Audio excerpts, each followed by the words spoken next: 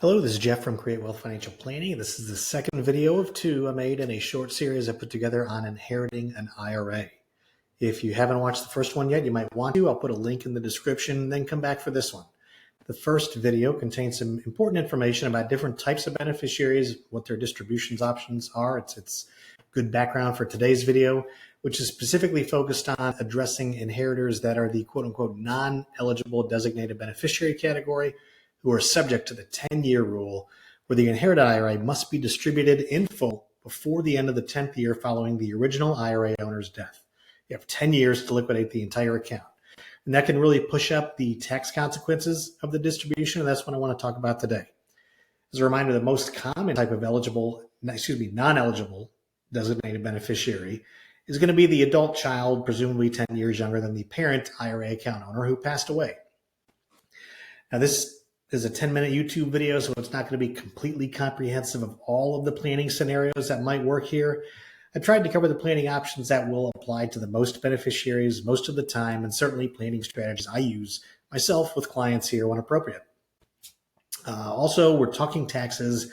It's important to have this conversation with your CPA or tax professional too. I really like it when clients have a CPA who's willing to engage and partner with me, the financial planner, so that we can review this from all angles and ensure all the bases are covered. Okay, now if you're a designated beneficiary who has to distribute from an IRA, it's possible you've inherited either a traditional IRA, pre-tax, in which all the distributions are taxable to you as income, or a Roth IRA, which, as long as certain conditions are met, is totally tax-free. So let's get the easy one out of the way first. If you've inherited a Roth IRA, if at all possible, under all circumstances, try not to touch it.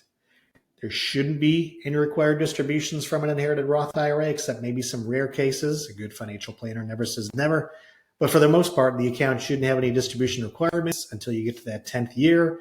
And the distributions are probably going to be tax-free, so let that account cook.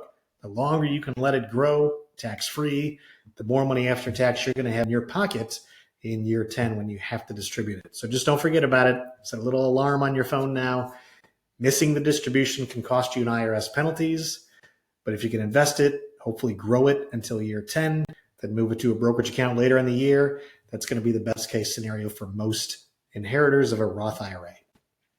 Now, pre-tax traditional IRAs, this is where we have problems. Because remember, that money went in there pre-tax, it's going to come out taxable to you as regular, ordinary income tax. So, quick reminder, in the United States, our tax system is what's called a progressive tax system, divided into brackets. What does this mean? I want you to visualize little buckets that your income drops into. Your income gets grouped into these little buckets, and the money in each bucket gets taxed at that specific rate. So right now in 2025, that first bucket is a 10% federal tax rate, then 12%, 22, 24, 32, 35, and 37 is the top tax rate for ordinary income we have right now. So envision these buckets as we discuss this. Once each bucket gets filled up with money, you start filling up the next bucket with the next higher tax rate, and so on and so forth. So let's say you're a taxpayer in the 22% tax bracket. It's a pretty typical situation. And you inherit a $500,000 IRA, pre-tax. If you distribute that entire $500,000 IRA all at once, you either wait until year 10 or, heaven forbid, you distribute it all in year 1 and you miss out on all that tax-deferred growth. That $500,000 is going to fill up the rest of the 22% tax bracket, the 24% tax bracket, the 32% tax bracket, and probably most of the 35% tax bracket. So by taking that money all at once, you've moved yourself up the tax ladder and you're getting taxed much more heavily on that money than you could have been. Tens of thousands of dollars more in tax paid than if you're able to take it all out at 22%. So again, there's a few different ways we can mitigate this. I'm going to talk about 3. First, most basic strategy is to use all 10 years to fill up the tax buckets you're already in each year without jumping into the next bracket. So we take a little bit out at a time, pay the tax on the current rate, try not to go over. Money that would have been taxed at 35% is now going to get taxed hopefully at 22% or whatever tax bracket you happen to be in. So whatever tax bracket you're in, you're probably not at the very top. might have 10, 15, 20, 30, $40,000 of room until the next jump, which you can use to distribute and pay your current tax rate. It's not a perfect system. Depending on the size of the inheritance, you might still have no choice but to jump into higher brackets. But we're trying to minimize the amount that gets taxed high in all 10 years of that distribution period. So spread it out, evaluate your tax situation, and try to fill up the bucket that you're already in with distributions without going over. Another option for you is to try to look ahead and forecast years where you might be in a low taxable income situation and use those years for distribution. So we could talk about a couple examples. Let's say you're 62, you plan to retire at 65, and you inherit a $500,000 IRA today. Right now, maybe you're in your peak earning years, you're in that 32% tax bracket, but you know when you're 65 and you stop working, you're going to drop down into that 12% tax bracket when you retire. Consider pushing those IRA distributions out. Take required distributions if you have to, if the original account owner died after their required beginning date. But otherwise, minimize distributions until you get the year after you retire, and you're in that lower tax bracket, and then use the 12 and 22% brackets to take that money out instead of that 32 and higher bracket that you might be in right now if you're in a high earning role. So that's one option. Maybe you know your income is going to drop because you're like me a few years ago and you decided you're going to start a business. When I started this business, I started from scratch. My income immediately went to zero until I built my client base up. That would have been a perfect time to take distributions from an inherited IRA if I had one, filling up the ultra low tax brackets instead of waiting until your income grows with the business. So again, trying to forecast points in time where you might have lower than typical income and squeeze more of the distributions in those years in those lower tax brackets. A third option might just be to look for other strategies, other tax strategies you can use to offset the IRA distribution income as it comes out.